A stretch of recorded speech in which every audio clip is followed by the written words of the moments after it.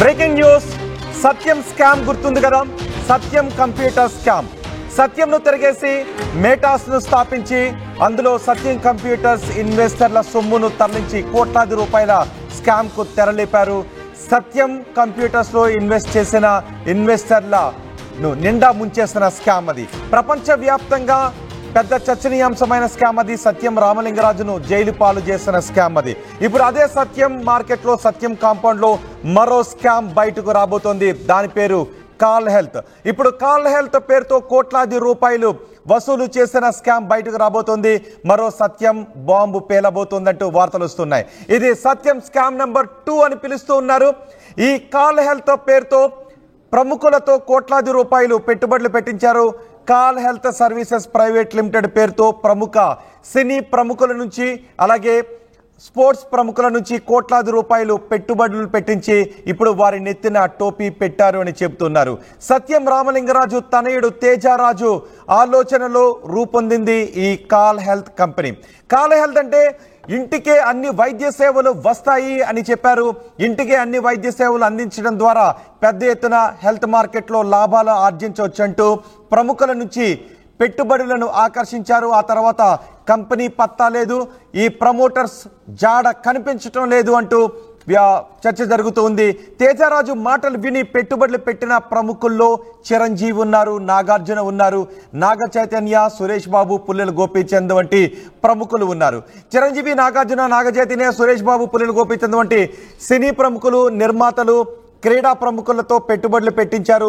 సంవత్సరాలు గడుస్తోంది. సుమారు 2015 ఆ ప్రాంతంలో ఈ కంపెనీలో పెట్టుబడులు పెట్టించారు. కాల్ హెల్త్ సర్వీసెస్ పేరుతో భారీ ఎత్తున లాభాలు ఆర్జించవచ్చు. భారీ ఎత్తున దీంతో ప్రజలకు హెల్త్ సేవలు అందిస్తాం, తద్వారా భారీగా లాభాలు వస్తాయంటూ పెట్టుబడులు పెట్టించారు. ఆ తర్వాత ఈ వ్యాపారానికి సంబంధించి ఎటువంటి కార్యకలాపాలు చోటు చేసుకోలేదు. ఈ వ్యాపారం అడ్రస్ లేదు, ప్రమోటర్స్ కనిపించడం లేదు అని చెప్తున్నారు.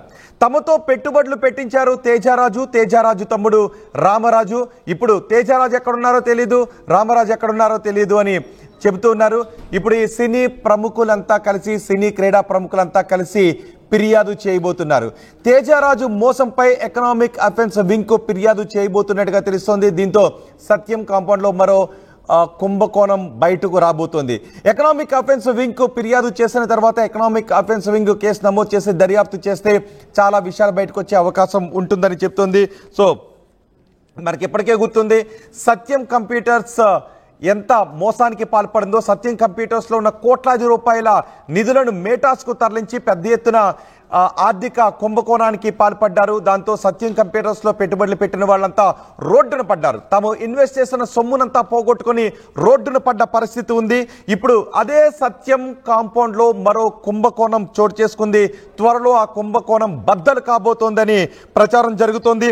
తమతో పెట్టుబడులు పెట్టించిన వారు ఇప్పుడు వ్యాపారము లేదు, ఆ పెట్టుబడులు పెట్టించిన ప్రమోటర్స్ కూడా ఎక్కడ కనిపించకపోవడంతో, వాళ్ళ జాడ లేకపోవడంతో ఫిర్యాదు చేయబోతున్నారు. చిరంజీవి, నాగార్జున, పుల్లెల గోపీచంద్, సురేష్ బాబు వీళ్ళంతా ఇప్పుడు ఫిర్యాదు చేయబోతున్నారు. ఫిర్యాదు చేస్తే విచారణ ప్రారంభిస్తే చాలా విషయాలు వెలుగులోకి వచ్చే అవకాశం ఉంటుంది. మళ్ళీ అరెస్ట్ లాంటి పరిణామాలు కూడా చోటు చేసుకునే అవకాశం ఉంటుంది అనే విషయాలు బయటకు వస్తున్నాయి. మరి రేపు మాపో ఫిర్యాదు చేసే అవకాశం ఉంది.